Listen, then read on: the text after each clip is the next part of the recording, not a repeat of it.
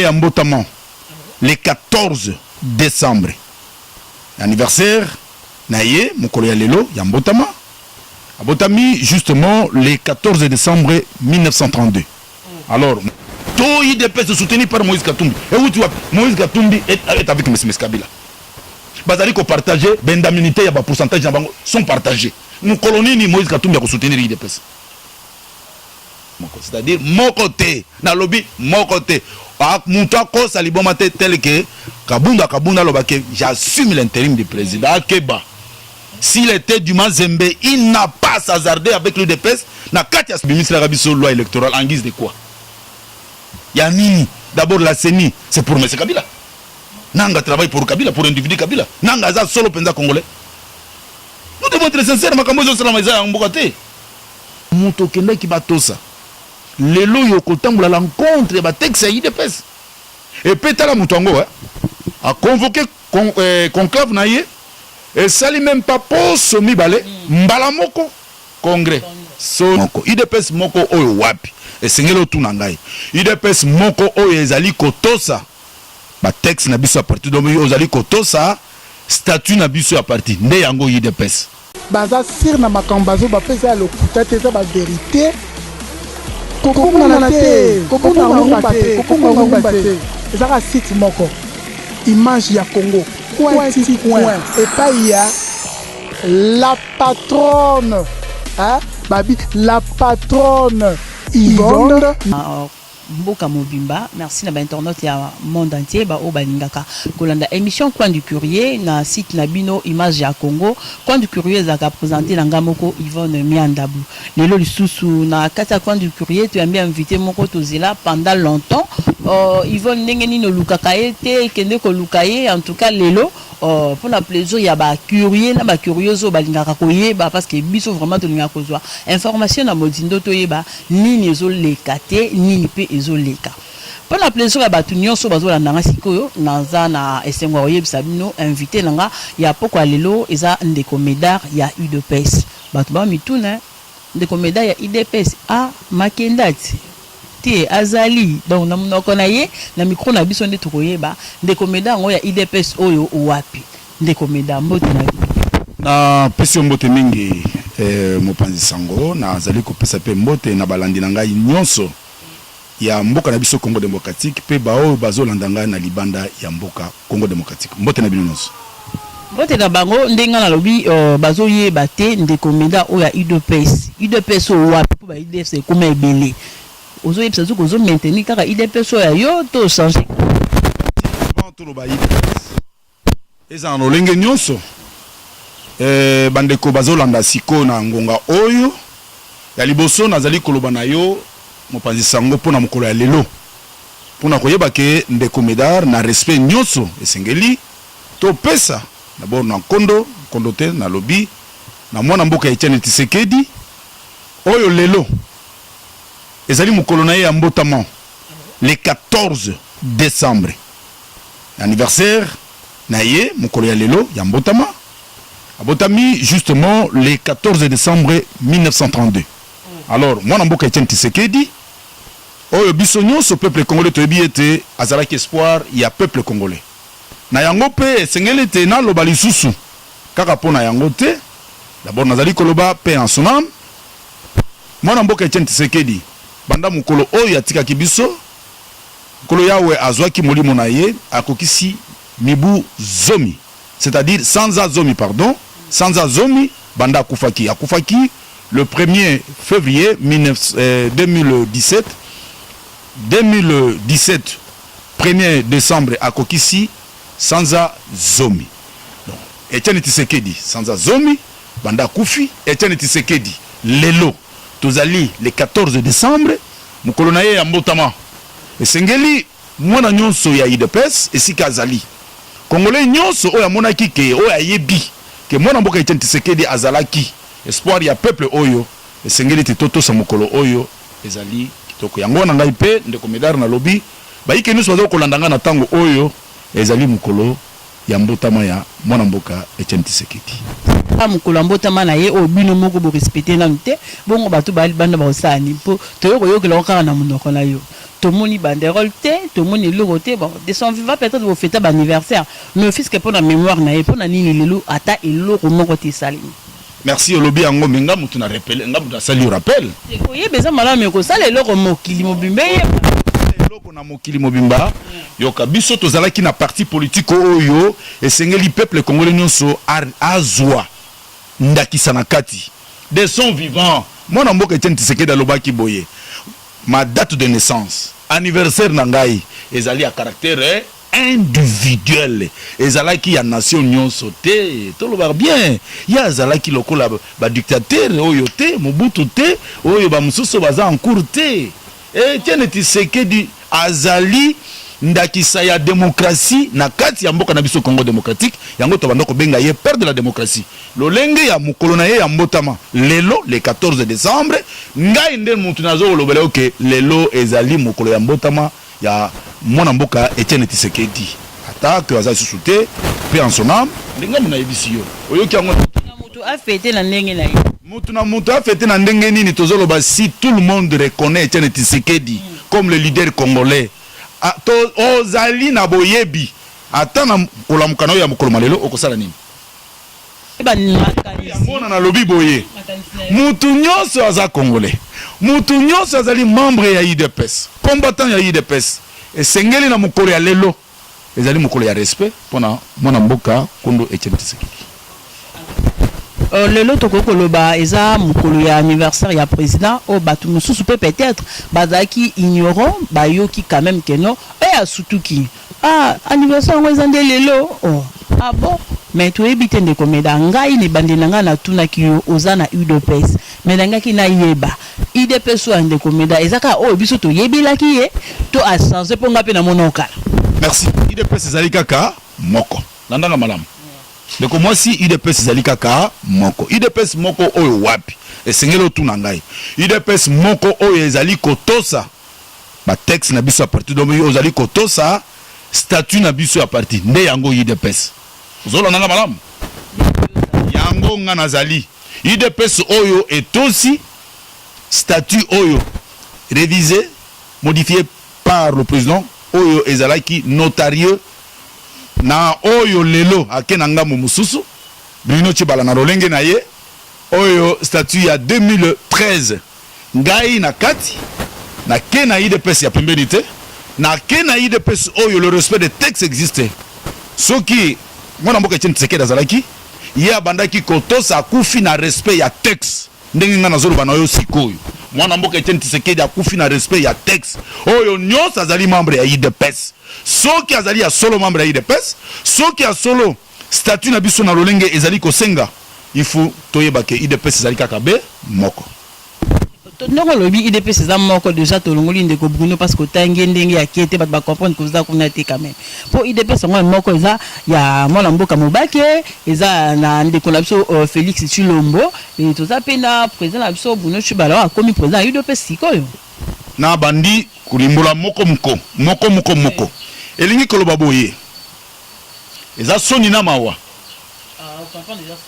nazoloba bien landa ngai bino bapanzisa nde boto bozolo ko mema mbutu na makanisi na lobi UDPS ezali moko oyo ezali kotosa statut na biso ozolo na malamu eza lokola Congo démocratique eza na constitution be moko station bwana ngoko mepo munyamuta bima na statut na ye moko lobi na article eza boete munyamuta ngai statut ezali be kaka moko eza mibale te misato te statut ezali moko statut eza na limité 2013 nde statut yango wana ya UDPS eza na UDPS mususu te ezali kotambola à l'encontre auto UDPS ekoki kotambola à l'encontre ya statut wana ezali te UDPS mususu ezali te soki eloko moko ekotambola sima ya UDPS wana ezali scénario ezali nango mbutu bazali koya nango meza modele wana te ngai na ye olobi ndeko Medar Bruno Tshibala oyo zoloba ye wana bimi président ya UDPS olobi mwana mboka Valentin Mobake azo ko convoquer conclave Félix na ngambu na ye pe azo ko convoquer nini congrès mais tikanga na limbola bozala na patience balandi na ngai to banda na Bruno Tshibala ezali soni ceux qui nazoloba boye ezali soni. Oyebi biloko ezosala nini? C'est parce qu'il est au pouvoir aujourd'hui, Premier ministre. Yé mutakendaki na ba texte on a pour ba notarié yango. Et qui est un notaire. C'est lui en 2013 à Kena yango. Alors, qu'est-ce qui fait que mutokendaki batosa? Lelo yokotambola l'encontre ba texte ya IDPS. Et Petala Mutango a convoqué conclave naïe et ça lui même pas pour somi balé mbalamoko congrès Sony et puis ceux qui azala qui attend mutu ya domaine mususu na koki ko comprendre soi-disant juriste et sengeli botosi ya mobeko esala nini ezala président akufi peut-être ba tozo comprendre président akufi président parti akufi texte na biso elobi en cas de décès, en cas d'absence ebele ya makambo kilikili oyo président azali ko fonctionner te o président azali ko zala lisusu na bo moité azali susu te esengeli bosala nini po bo remplacer président mususu ya IDPS président ya parti ozola nanga malam eza nini il faut to kende na collège d'abord même na collège te toza na ba organe misato ozona nanga ba organe misato oyo ekosala intérim ya président ezala kaka 30 jours sans amoko na intérim ya ba organe wana ezali convention démocratique ezali secrétariat général ezali na CEP commission électorale permanente ya parti ba organe wana misato bango bazali ko travailler collège na kati ya collège wana bakosala kaka sanza moko soki basali sanza moko ya intérim ya texte et puis na kati ya sanza moko wana ba décision na bango ezali na consensus na collège misat na collège ya organe wana mutu moko te individu te organe moko pembeni te na lobby ba organe misatu convention démocratique secrétariat général na CEP yango misato esangani tango esangani ememi biso na intérim ya sanza moko soki basali sanza moko sima nango kaka bango misato wana ba convoquer congrès ya parti tango ba convoquer congrès ya parti allez ba bengi ba combattant IDPS biso juste toke na kati toke ndeko pona président ya sika o ya ko remplacer président na biso o ya uti ko kufa mais soki eza ndenge wana te na lingi na limborango kitoko soki eza bongo te mutu te lokola tozali kaka na organe moko oyo président atiki na ba organe misato wana convention démocratique président atiki yango te CEP ezalaki lisusu te etikali kaka secrétariat général yango moko c'est-à-dire tokomi na crise juridique lokola crise juridique ezali mutu moko te akobela liboma ke onga na sala eloko songolo paka ekoki kosalama te eloko nini ekosalama eloko ekosalama sikoyo futo kanisa malamu biso ba membre ya IDPS to sala nini ba organe ezali ya kokoka te organe ezali kaka moko secrétariat général esengeli to sangana to biso base to lobi ke il faut to kende lokola eza crise to kende wapi to kende na conclave ne na kati ya conclave wana elakisi déjà que il y a crise juridique na kati ya conclave toke kuna na conclave na kati ya conclave wana tokobimisa sikoyo directoire ekobima na kati ya conclave yango nde ekozwa intérim ya président directoire wana pe ekozala lolenge nini na kati ya directoire ekozala ya bikolo mine oyo eza na kati etano ya mboka Congo démocratique muluba moko akobima mukongo moko akobima muswahili moko akobima mungala pe moko asali nini abimi tango bango babimi ekomi directoire wana ekomi sikoyo tosala référence lokola directoire tango tozali na crise monene na 1994 boyokaki conclave ya bondeko na kati ya conclave ya bondeko tango ebimaki eloko nini esalamaki tomonaki na kati ya directoire tango ebimi muluba moko ebimaki na muluba wana ezalaki mwana mboka Etienne Tshisekedi mungala moko ebimaki ezalaki professeur Liao. Mukongo moko ebimaki ezalaki mwana mboka Mbwankem. Alors Muswahili ezalaki Kibasa Maliba. Bangonde babimi na directoire wana. Tala directoire mbule nini ebimi na 1994. De 1994, IDPS eye kokota congrès ya liboso na 2010. Tokoti yango le 10 décembre jusqu'au 14 décembre. Congrès ya liboso ya IDPS. Kanisa, bo uti na conclave na 1994. Bo iko kokota congrès na 2010. Maman, ezali poso moko? Ezali poso moko? 10 ans. Ezali poso moko?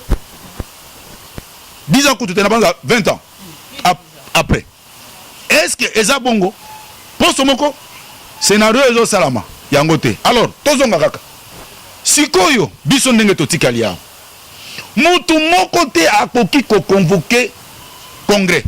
Mutu a convoquer congrès ezali kaka président ya parti makomami ezali yao nazali nango yao. Mais na tout non de komeda poto kende musika mingi te mutu ne okimanga tango yo na ndako na yo soki yo na mama na papa soki yo za mwasi na mobali boza na ndako papa azali lisusu te olobi ke ndako wana ya solo mobali za kasusu na kati ya ndako wana ndako wana eza vraiment na ndenge ezalaki na bopliki ti nango soni komona parti monene le part bino bapanzisa nde bozomema bato na kati ya oblige na ndenge ntango biso tozomona ke bino babengi yango collège babengi yango mama babengi yango collège baorgane misato nalobi bien convention démocratique secrétariat général na CEP.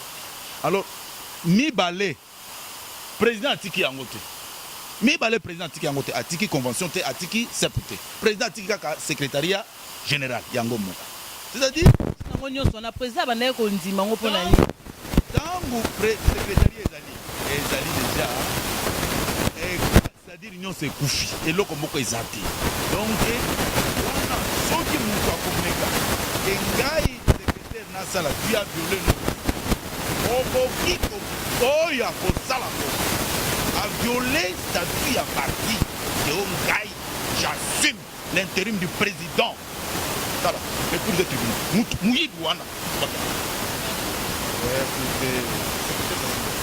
d'ailleurs yokana yebisa yokana ke un secrétaire général de l'IDPS rôle na ye eza nini ya kotosa badécision nyonso ya parti ya kogérer badécision gérer le fonctionnement de l'IDPS ya koproposer tout ce que le président a dit au fonctionnement de l'IDPS soki yo secrétaire général osali wana oza pakwa muyibi okoki te landanga malamu madame eloko oyo bato mingi bazomema ngo na masano te bongo te soki to Bruno Tshibala to Félix oyo akomeka ndenge Bruno Tshibala asali il a violé notre statut il est juriste a violé statut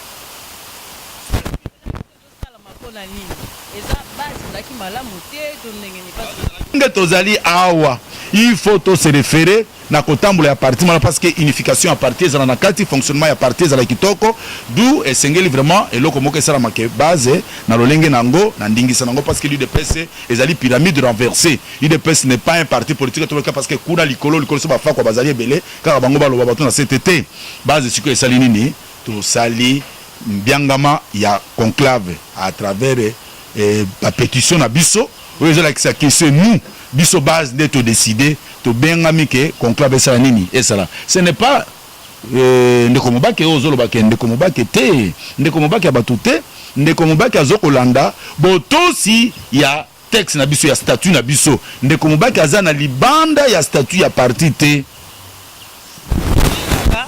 c'est que l'UDPS devrait fonctionner dans son texte, dans ce texte par exemple, a convoqué conclave.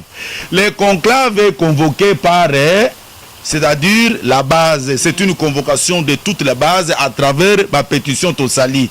Na kati nango kuna il y a eu na ba préparation nango il y a eu un comité préparatoire au Ebongisami pour que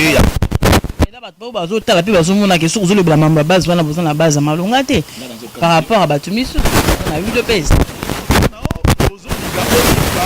Réalité sur nous. Est-ce que ma pétition au sali plus de 8000 ezaliao yeb sangana Bruno Tshibala Nasimanaye il est là il a outé au sala ce qui est congrès azana batu boni nasim parce que aujourd'hui il est à l'obéissance de M. Kabila mais comment yoko wanga nango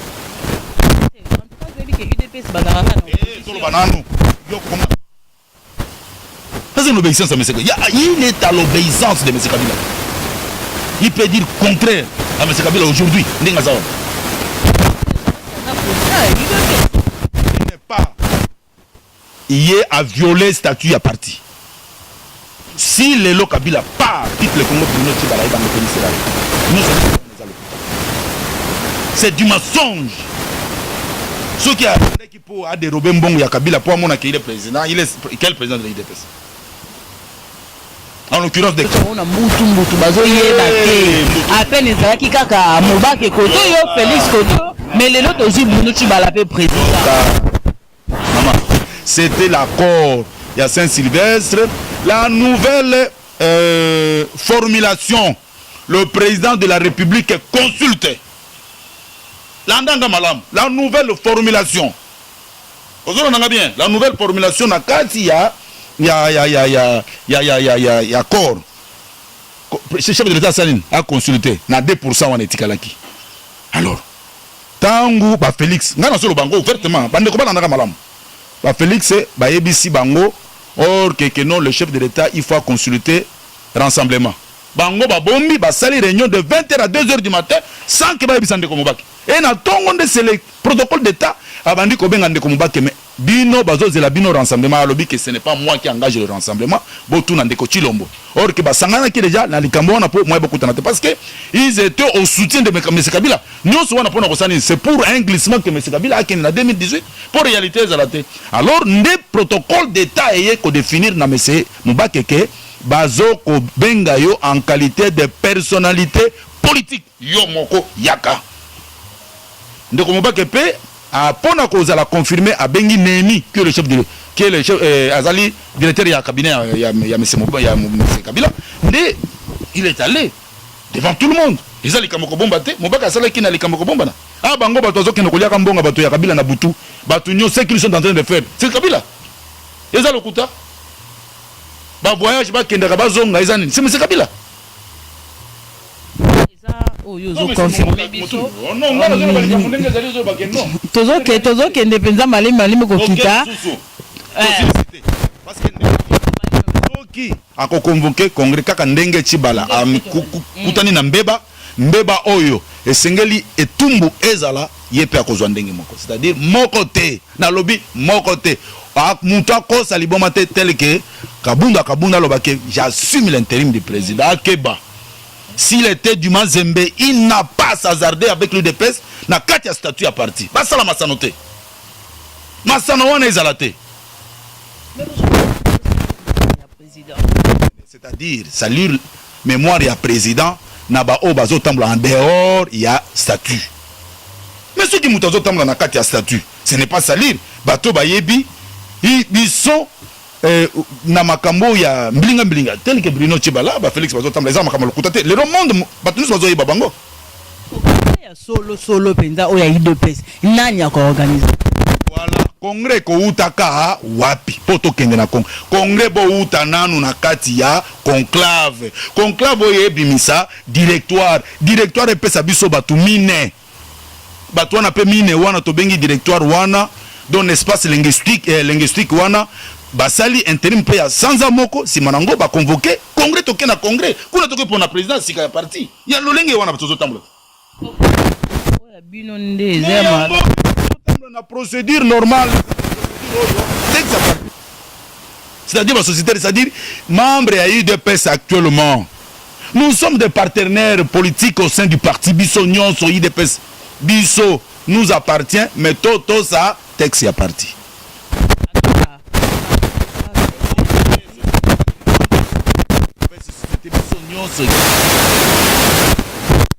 Ndeko malembe électoraliser wana débat bandi banda kiti sikoto so ibate calendrier c'est bimaki merci mingi na modèle auto tunanga pona likambo mboka.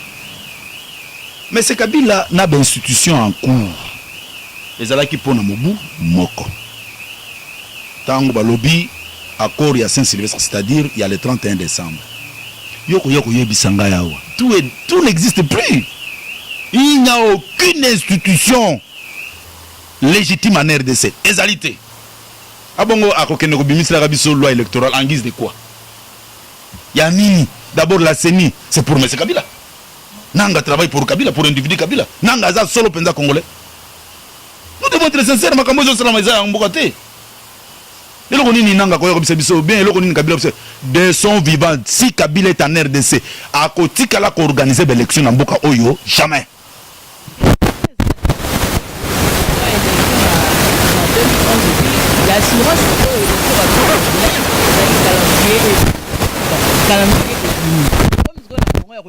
La loi électorale machine et finalement pour l'élection c'est ça là. Ce que nous avons tembe na élection pour l'année 2011. Bazalaki 11 candidats présidentiels. Na présidentielle. Bangoud 11 candidats présidents de la République. Moi na mboka Etienne Tshisekedi Yemoko a gagné bango avec 68%. Ya abimaki na combien? Kanambe abimaki na combien? Tout na yet. Aye bisayo. Ça ya bimé on les tiwa. Ezali ko interpeller la communauté internationale de garder un tel individu na kati na mboka lokola Congo démocratique. Il faut vérité si ko mba no komonana. Yango tout ça nango. Parce que nous surtout tous mona bango ils n'ont jamais été sincères. Nde yango makamuzo le kana Congo démocratique mais mbala oyo yango susu te. Toba piste de solution na ngambo ya bino za boni. Oyo. Parlement wa. Ya M. Kabila. Nango wapi?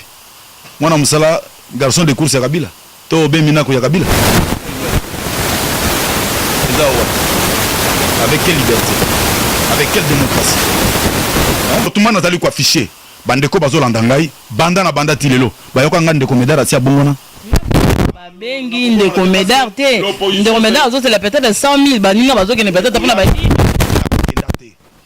Opposition elingi loba comportement nanga nazo ko afficher ezali ya corruption jamais. Ya yango nazo ko afficher. Yo tu nanga suta ndenge nini? Ezali ya bourgeoisie te. Ezali ya komona na boyete. L'opposition c'est ce que moi je suis. Comportement nanga elingi kolobake na butu okomona kanga na ngambu mususu te ya lokola muntu ake koloka na butu na moya ko sabino ke ngai naza passer na butu azokende kuna na ngambu ya satana na moya ko sabino ke ngai nazo te asanga malamu ngai nazali kaka ndeko medare ndenge nazali na kotikala identique ndenga nazali et pe nazo yebisa yo balobaka ngo na place ya boyete ba mataba kita pona bango masolo abo pia ça n'existe plus. Il y a tous ans élection en 2018 déjà décembre. Bino au calendrier électoral et c'est bino. Bosali action moko finalement. Le 31 décembre, bozo c'est la moko na ba élection. Calendrier elingaki kozala conforme na accord ya 31 décembre. 31 décembre accord ekufa. Yoko yebisanga nini ko yako bima na sima ya 31 na au condition de passer ça maintenant et c'est kufa yoko yebisanga calendrier na tout notre calendrier wapi 31 décembre ça veut dire que accord ekufaka bon yebisanga na tunanga nan kona biso ke kufa mwana mboka Etienne Tshisekedi tango azalaki yende mutakambaki sensa premier ministre azalaki Valentin Mubaki ndeko Kabila il reste là où il était kaka na casquette wana ya kota la bloc mais mutazo contrôler toutes les institutions il y a accord c'est-à-dire pendant la transition n'était que moi na mboka Etienne Tshisekedi yoko yebisanga lelo owa ezali susute nyonse kufa nyonse ezala olenga nko inakati ya sensa mawatru ezala yebrino tibala na primature na lobby kutute oh na présidence n'en parlons même pas yebisanga calendrier owa combien tous en élection tie to revendre kaka boye accord kufa oh bazo ça la scénario ils veulent glisser M. Kabila pour accorder en 2018 et kotika la pe ko sala maté ce qui a ken en 2018 aller a changer forme na ye pour un référendum ba ken ko sala scénario quelle était la moyenne déjà en décembre dans 2 semaines to comme 2018 na lobby na yo peuple congolais va se prendre déjà en charge. 31 décembre, et donc Papa Kimbangu kaka boye na ba scénario prophétie ya Kimbangu yo aussi omona mboka oyo mupaya zo kambango tango prophétie ya Kimbangu ezalaki ye alobaki ke mupaya mboka koya kokambaka mboka na biso yo oyo azalaki na modele wa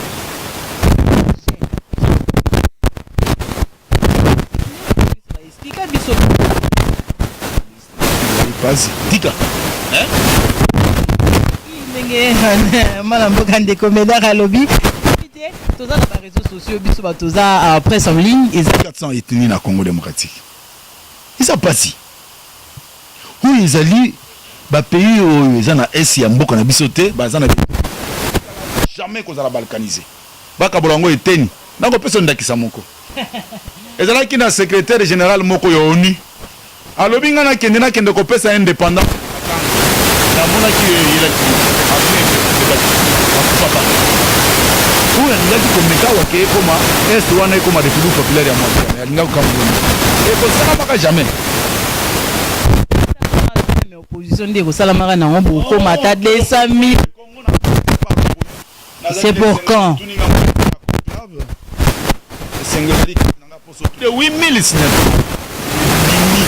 que biso alors na jurisprudence ya oyo elekaki na 1994 lolenge wana tobimisa directoire moko ndenge bimaki biso pe tozokende na conclave awa na mikolo oyo toza nango na sanza oyo ya décembre suka mbula il faut congrès déjà tozwi déjà autorisation ya conclave pardon ya conclave tozwi déjà autorisation na baike bazali kokamba awa balobi il faut quoi viser chaque activité oyo ezosalama na mboka il faut quoi viser l'autorité compétente de la ville c'est-à-dire gouverneur asi a signé conclave na biso ezali maintenu oyo pona ba congolais soki ozali moswahili tomoni ke kobimba na kati ya directoire yaka soko ozali ndeko mubake ozali moswahili yaka soko ozali ndeko chilombo oza muluba yaka na kati na conclave soki okobimba na kati ya directoire soki omoni na ngambu ya bakongo ozali pe na nguya na yo ya kobima o nga professeur Kiringa o nga professeur Bangu o nga mama Kilembe yaka na kati soki omoni pe ke ngai nazali na ngambu mususu oyo ya bandeko na ngai bangala bazali o ngai docteur Elisa o ngai Songolo Pakala o nga naza na posa yaka na conclave wana ebimisa yo na bosenga ya communauté na yo po oza na kati ya directoire emema biso na sanza moko ya intérim si ma sanza moko ya intérim kuna nde to convoquer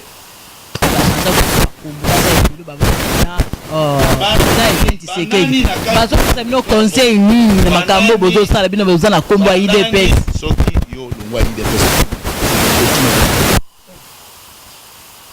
yo kimini soki nga naza membre ya parti politique IDPS l'entrée est libre la sortie aussi est libre yaka soki oza membre ya IDPS ngai nakende kokima IDPS nakende na parti politique tel que nga naza lelo na Congo démocratique parti politique nene ekosepelisa ngai kombo nango nini nakende na groupe armé transformé en parti politique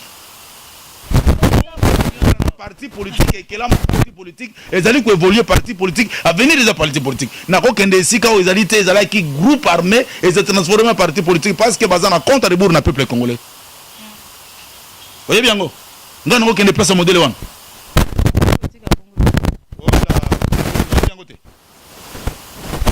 bongo bateau ceux qui sont des gouvernants ceux qui totalement mingi ou si ba outi na ba groupes armés transformés en parti politique lokuta ye bien ngote tonga ndeko Médard nazokosa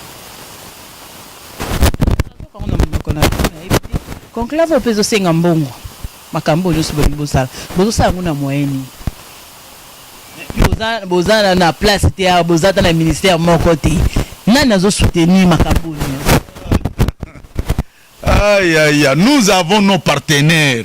Ba partenaire na biso bazali et pe nazo yebisa yo conclave Moïse Katumbi président ata coup de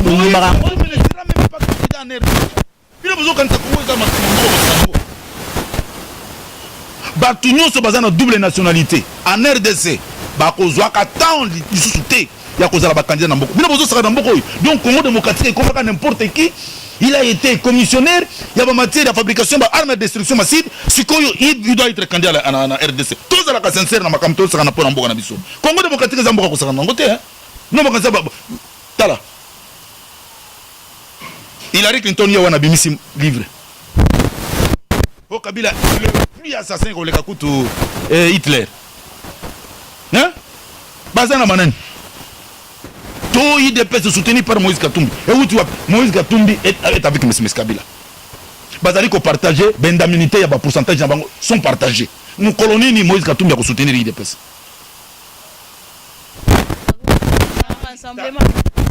Mais ce que le dit rassemblement n'est pas IDPS. Et Yeba Yango Lelo. L'IDPS c'est plus que le rassemblement parce que l'IDPS c'est allé plus que plateforme. Ceux qui ont des camarades de Songolo Pakalanakate IDPS et Talibango, ils sont dans le noir. Et Zali Makambuna Bango Yankoukou, mais IDPS les 15. Mais Yeba Yango ke Tozali Kobanda les 15, l'espace il y a les 15, ti le 25 décembre et Zakapona Mikolobo Misato. On a lobby bien espace il y a les 15 décembre au 25 décembre kuna nakati bakopona mikolo misato oyo mikolo misato eponami po conclave ekota po directoire wana ebima directoire tango ebimi nakati ya directoire wana nde yango na lobby bien ceux qui oza makasi ya ndeko muluba yaka ceux qui oza makasi ya ndeko muswahili yaka ceux qui oza makasi ya ndeko mukongo yaka ceux qui oza makasi ya ndeko mungala yaka po bapona yo nakati ya directoire na directoire wana nde yango ekokonvoke congrès ya parti.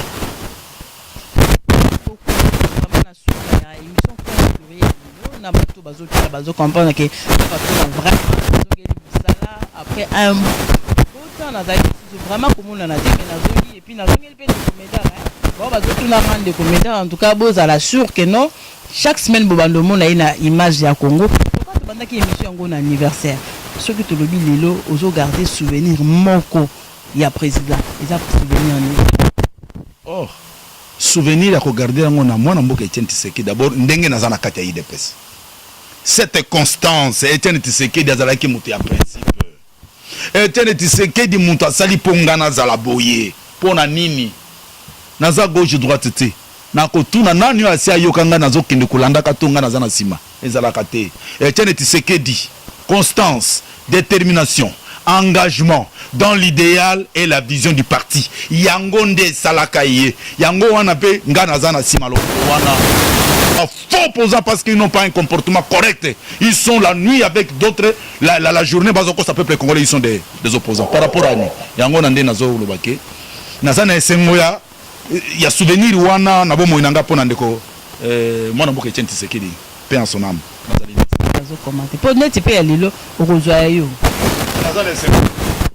Yo si omona manga oyo nzete eza na manga kotela na nzete eza na manga ya mobeso wapi place bakotiaka wapi place bakokende kobamba nzete soki nazalaki médiocre on ne pouvait pas m'insulter soki naza médiocre bakoinsulte ngai te baza koinsulte nga c'est parce que moi je demeure ce que je suis nazo pesa réponse wa soki nazalaki médiocre bakofinga ngai te lokolo bazofinga ngai bayebi ndeko medali parle de la vérité abolandi oyo ndeko mami aye ko sala poto sala na émission Yvonne aye poto sala émission na zali na sengo makasi et le billet vraiment à umili moi mikolo a zalaki ko leka lisusu te mais na sepeli na boye na ye na zala invitation et na zala invité na bino na zali ko pesa na bandeko oyo mbote mingi ndeko ikala kimbangu mutu ya solo sembo tikala sebongo to continuer wana alobaka se sembo mama madom olobaka lisusu te boloba mingi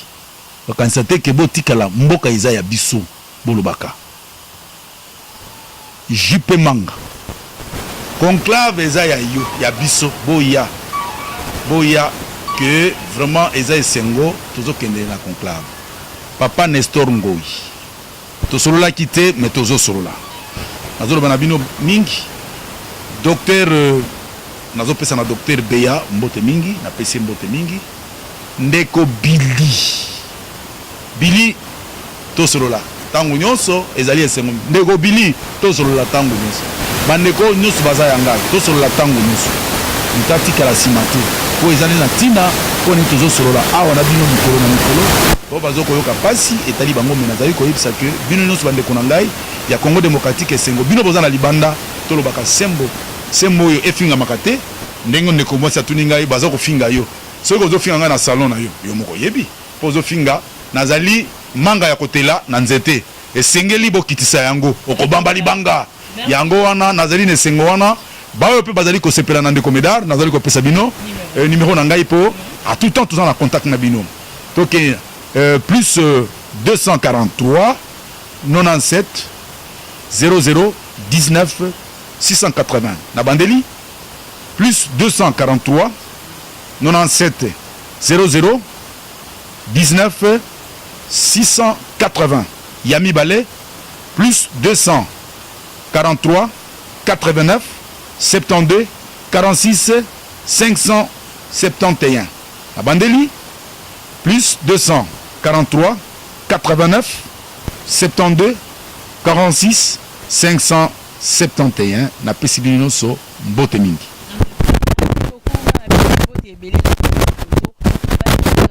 Na Londres, merci na grande en Belgique, merci na abonné nyonso ya Image à Congo, merci na ba o nyonso vraiment libako Hollande biso peut-être au côté mbala liboso, merci na yo et puis soko s'abonner ko ça biso bien, merci na ba nyonso ba assisté biso ba combattant parce que toza quand même assisté na ba combattant au bazawa, merci na bino l'assistance, merci na base Alicien, merci na papa Joël.